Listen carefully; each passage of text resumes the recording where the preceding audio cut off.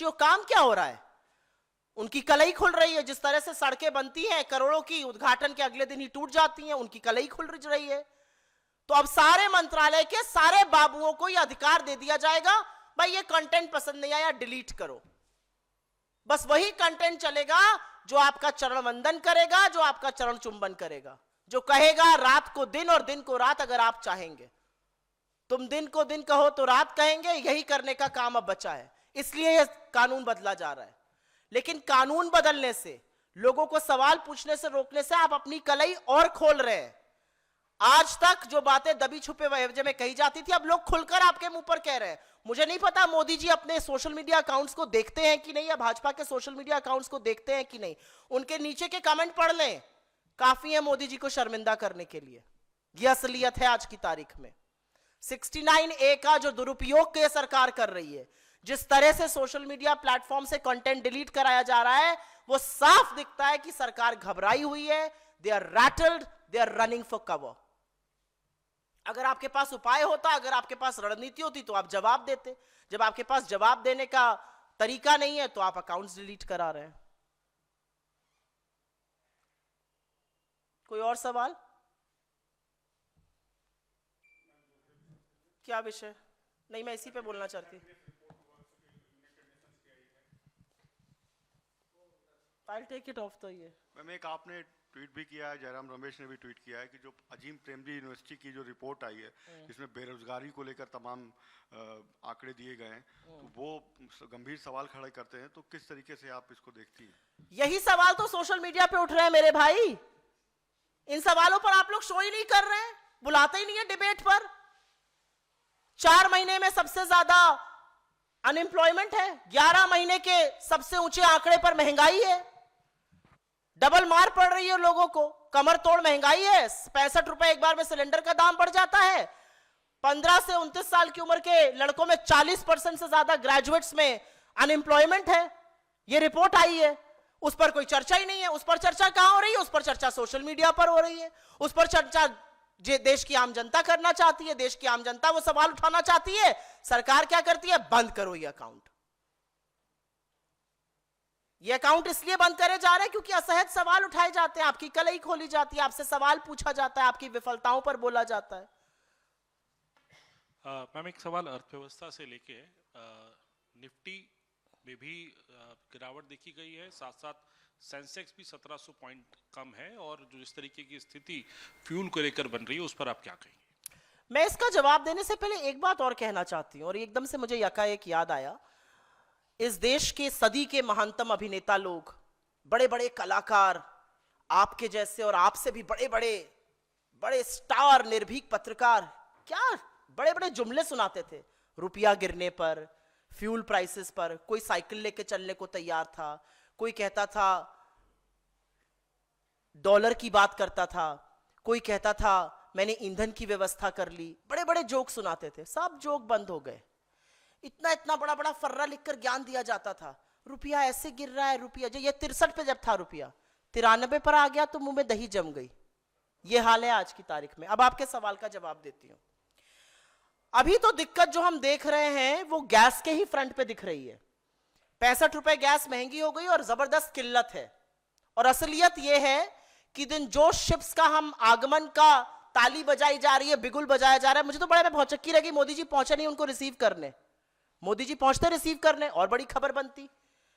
2 ships आए हैं, एक शिप में 45,000 मेट्रिक टन गैस आती है, 90,000 मेट्रिक टन गैस आई है।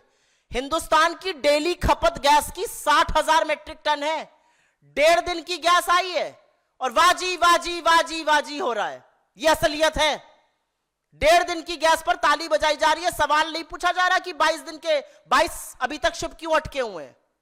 तो पहले तो गैस की किल्लत पर समझ लीजिए, जो दाम बढ़े और जो किल्लत है वो दिख रही है। अभी जो कंजम्पशन डेटा आया उसमें भी तुरंत रिफ्लेक्शन आ गया, कंजम्पशन गिर गया है, पहली बात। दूसरी बात आपने पूछी क्रूड ऑयल पर। ब्रेंट क्रूड 114-115 के लेवल पर पहुंच गया है। असलियत यह है कि रूस से हम अपना 40% तेल खरीद रहे थे और दुनिया में सबसे सस्ता तेल हमें रूस दे रहा था, डिस्काउंट पर दे रहा था, 8-8, 10-10 डॉलर पर बैरल पर हम डिस्काउंट पर ले रहे थे। आज हम दुनिया में रूस के उसी सस्ते तेल के लिए प्रीमियम दे रहे हैं। $12 से ऊपर प्रति बैरल का प्रीमियम देकर हम वो कच्चा तेल खरीद रहे हैं। तो आपको क्या लगता है आने वाले दिनों में आपके पेट्रोल और डीजल के दाम नहीं बढ़ेंगे? बिल्कुल बढ़ेंगे। आज की तारीख में गैस ना होने से 10 दिन का पैकेजिंग का सामान मात्र रह गया है, ये दूध की कंपनियों ने कह दिया है। क्या उनके दाम नहीं बढ़ेंगे?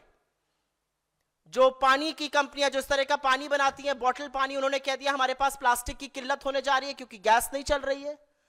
सूरत के रेलवे स्टेशन पर मजदूर इकट्ठा होते जा रहे हैं क्योंकि तमाम यूनिट्स बंद हो गई हैं, वो अपने घर बिहार वापस जा रहे हैं। मैं तो मुझे दहशत हो जाती है ये सब देखकर, क्योंकि मुझे ऑक्सीजन की किल्लत, मुझे नोटबंदी की वो लाइनें याद आ जाती हैं और मुझे ये डर समा जाता है कहीं अगला कदम ताली थाली बजवाना ना हो।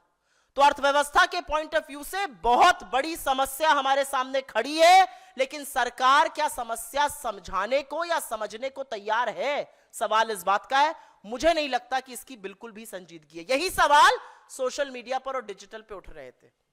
आप लोग तो बाइट लिया, आज आपने मांगी नहीं किसी ने बाइट रुपए पर। सुबह सुबह फोन आते हैं रुपये इस पे, बाइट कोई फोन ही नहीं आया आज रुपए के लिए। 93-30 पे रुपया पहुंच गया। मैम, सोशल मीडिया को लेकर ही आरएसएस प्रमुख मोहन भागवत का एक बयान है। उन्होंने कहा कि आजकल सोशल मीडिया का इस्तेमाल बहुत बढ़ गया, राष्ट्रीय स्वयंसेवक को भी अच्छे काम के लिए अब अपनी सक्रियता यहाँ पर बढ़ानी होगी। कौन सा अच्छा काम करते हैं जो सक्रियता यहाँ करेंगे? नफरत फैलाते हैं, लगातार फैलाते हैं, वो भी यहाँ फैलाएंगे। कौन अच्छा काम करते हैं? एक ढंग का काम बता दीजिए। काम ऐसा करते हैं कि यूएस में गवर्नमेंट कमीशन जो है वो कह रहा है बैन कर दो इनको, इनकी प्रॉपर्टी यूएस में जब्त कर लो। और इस देश का विदेश मंत्रालय, हमारे लोग हथकड़ी लगा के आते हैं, सुई टपक सन्नाटा। हमारे देश को अब्यूजर और एक्सप्लॉइटर कहा जाता है, एक शब्द नहीं। हमारे देश के साथ गंदी ट्रेड डील कही जाती है, धमकाया जाता है, सीज फायर का बात कही जाती है, एक शब्द नहीं। लेकिन आरएसएस के बचाव में तुरंत विदेश मंत्रालय से बयान आ जाता है। यह असलियत है। क्या करेगा आरएसएस? अच्छा, आपकी ख्याति दुनिया में फैल रही है, आपको बैन करने की बातें चल रही हैं।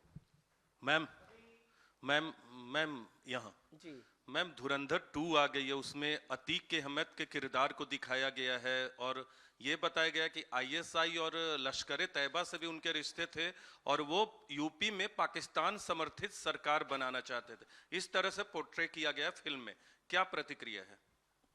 आप नेटवर्क 18 से हैं, जियो ने प्रोड्यूस करी है, आपका काम है सवाल पूछना, मेरा काम है मुस्कुरा के चुप रह देना। ये पिक्चर है, ख्याली पुलाव है। पिक्चरों को पिक्चरों तक सीमित रहने दीजिए, उसको इतनी संजीदगी से मत लीजिए।